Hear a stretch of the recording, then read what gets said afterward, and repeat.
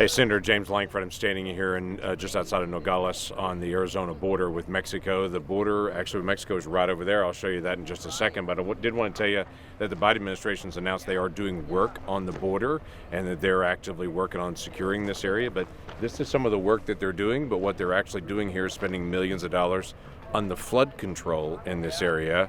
So they're working to be able to manage the flood control environmental issues on the area. Let me show you what it's like on the other side. Here's what the fence looks like on the other side, where they've left it literally wide open. So they're glad to work on the flood control issues on it, but on the areas where there's huge gaps in the fence, they've been unwilling to be able to close down that gap. This gap stopped. This was construction that was happening that the president stopped in January of 2021, and when he came in 2021, he literally stopped or this would have already been closed. As I've talked to Border Patrol, as I've talked to CBP and other folks in the region, they're describing what's actually happening right now. What they're describing to us right now is the high number of people that are non-Mexicans that are coming through, non-Spanish speakers that are coming through. We have people from Mauritania, we have people from Russia, we have people from the Middle East, we have people from Pakistan that are coming through these areas.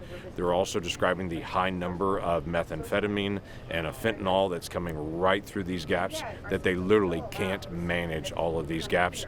It would be very helpful to be able to close down this fencing area, but they've been unwilling as the administration to be able to close these gaps in the fence, which allows the flow of drugs to be able to flow right through here. The other thing that's happening is that the cartels are bringing 30 people or so across in these gaps all at one time, and when Border Patrol comes in to be able to arrest them, 15 people will turn themselves in, another 15 will scatter every direction and run, and so there's no way to be able to catch those 15, and so the cartels are able to be able to move people carrying drugs, people with criminal backgrounds into this area. Just in the Nogales area, just in this one area of the border, this year they've interdicted 225,000 people.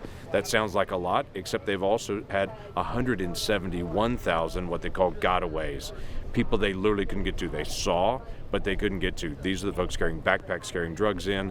These are the folks with criminal records that are coming into this country. These are the people on our terror watch list that are coming into the country, that they're literally watching them, and there's nothing they can do about it because we have gaps like this and because the administration refuses to be able to enforce what's happening at the border still today. So Title 42 has ended. We still have thousands of people that are coming across our border, even still today, that are flooding across this border, that they're working on actual water floods, but not the flood of people actually coming across.